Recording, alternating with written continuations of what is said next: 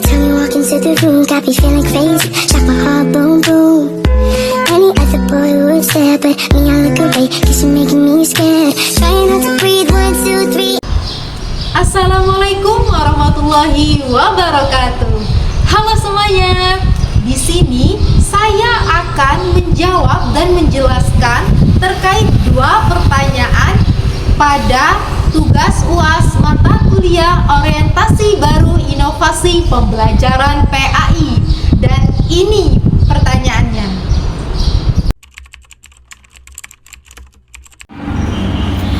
Kurikulum Deep Learning mendorong proses belajar yang tidak sekedar menghafal, tetapi memahami konsep secara mendalam, menguasai kompetensi, dan mengaktifkan peran siswa dalam pembelajaran. Dalam konteks pendidikan agama Islam atau PAI dan budi pekerti, penerapan pendekatan Project Based Learning atau Problem Based Learning sangat tepat untuk membentuk karakter toleran dan berpikir kritis, khususnya dalam materi toleransi dan kerukunan antar umat beragama. Integrasi Project Based Learning dalam pembelajaran PAI yaitu toleransi dan kerukunan antar umat beragama adalah topik yang sangat relevan dalam kehidupan multikultural saat ini.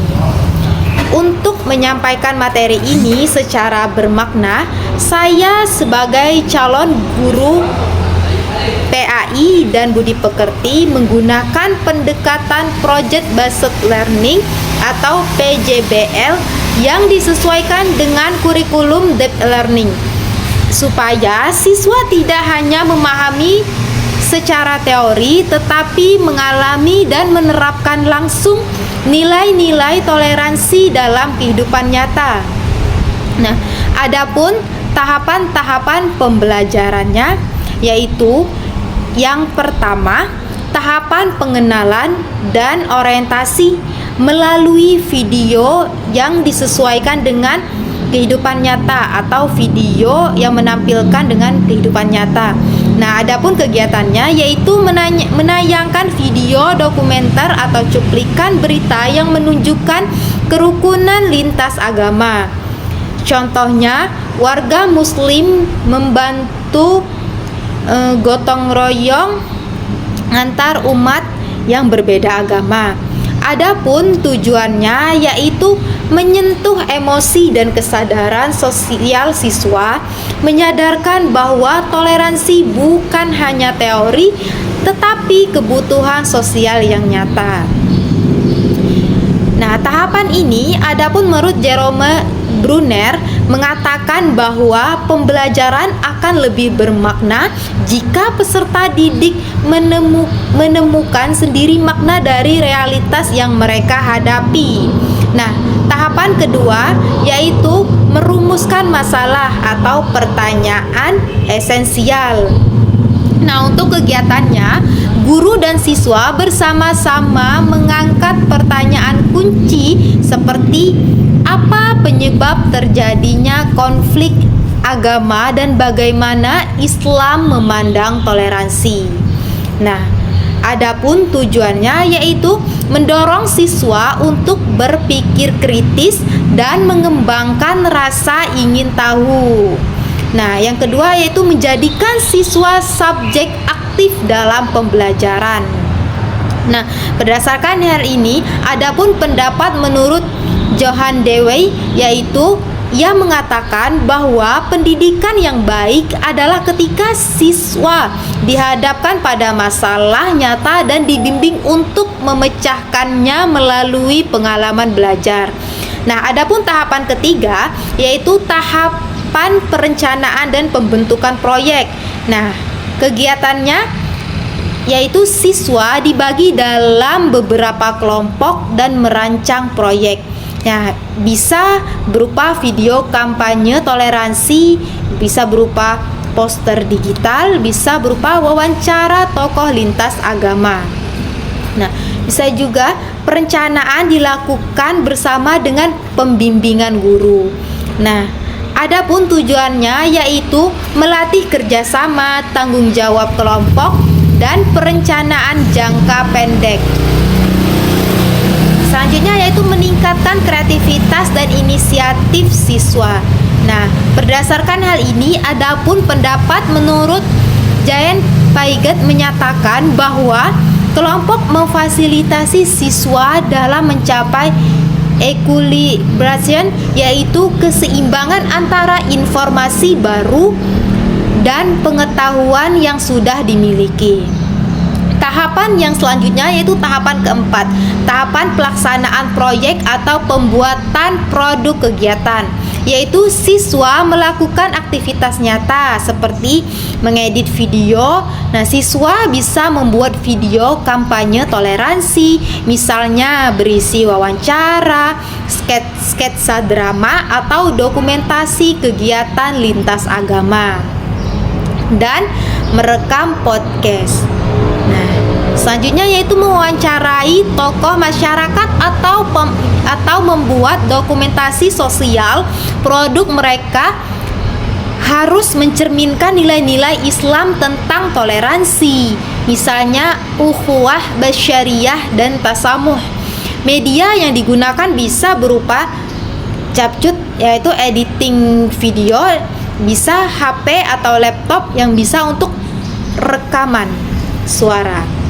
Nah, berdasarkan ini, adapun pendapat menurut Kolb dalam experiential learning theory menekankan bahwa pembelajaran akan lebih efektif jika siswa mengalami langsung dan memprosesnya menjadi pengetahuan. Nah, adapun tahapan yang selanjutnya yaitu tahapan kelima, tahap presentasi dan publikasi. Nah, kegiatannya bisa setiap kelompok mempresentasikan hasil proyek di depan kelas atau melalui media sosial sekolah. Nah, teman-teman memberikan masukan dan umpan balik terhadap kelompok yang presentasi. Nah, adapun tujuan dari hal ini yaitu yang pertama melatih keterampilan presentasi dan kemampuan menyampaikan gagasan secara santun dan argumentatif. Nah, yang selanjutnya yaitu memberikan dampak sosial positif atau dampak sosial yang baik, yaitu melalui publikasi. Nah, berdasarkan hal ini, adapun pendapat menurut Bandura menyatakan bahwa kemampuan menyampaikan dan menerima pendapat adalah salah satu pendorong efikasi diri dan empati sosial. Nah, adapun tahapan yang keenam yaitu tahapan refleksi dan evaluasi. Nah, di sini kegiatannya bisa berupa siswa menuliskan refleksi pribadi, misalnya apa arti toleransi bagi saya, yaitu refleksi diri sendiri. Nah, selanjutnya yaitu guru mengevaluasi proses dan produk berdasarkan rubrik. Nah, medianya bisa berupa Google Form atau buku catatan refleksi, rubrik penilaian autentik yaitu kolaborasi, pemahaman, kreativitas. Nah, berdasarkan hal ini, Brookfield menyebutkan bahwa refleksi kritis merupakan kunci pembelajaran transformatif.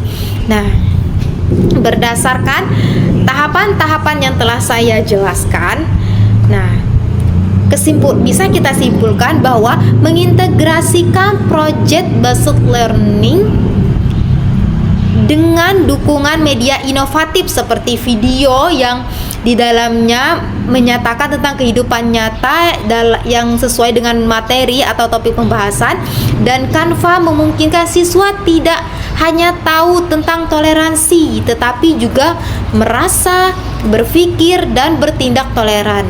Nah, proses ini sesuai dengan teori-teori para ahli pendidikan sebagaimana yang telah saya jelaskan, yaitu yang menekankan bahwa pembelajaran yang efektif adalah yang kontekstual. Hal itu menurut Brunner dan Dewey. Yang selanjutnya itu adalah pembelajaran kolaboratif, yaitu menurut Piaget, dan selanjutnya berbasis pengalaman nyata. Hal tersebut berdasarkan pendapat menurut Kolb dan Thomas.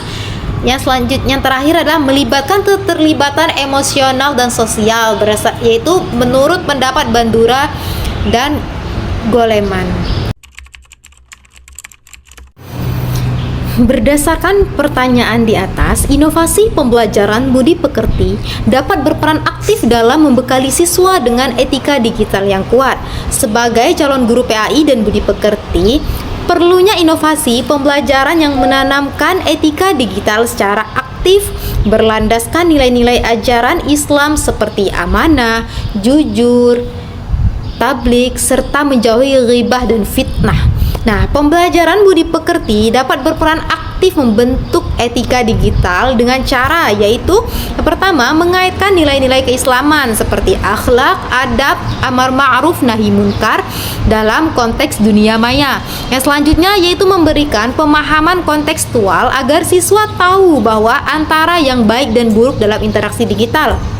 Yang selanjutnya yaitu mendorong siswa untuk menjadi agen kebaikan di media sosial. Nah, adapun landasan Islam tentang hal tersebut, yang pertama dalam Quran surah Al-Hujurat ayat 6, yaitu menjelaskan tentang bertabayun sebelum menyebarkan informasi. Yang kedua dalam Quran surah Al-Isra ayat 53, yaitu ucapkanlah perkataan yang lebih baik. Yang selanjutnya adapun dalam hadis Nabi, yaitu yang artinya barang siapa yang beriman kepada Allah dan hari akhir, hendaklah ia berkata yang baik atau diam. Hadis riwayat Bukhari Muslim.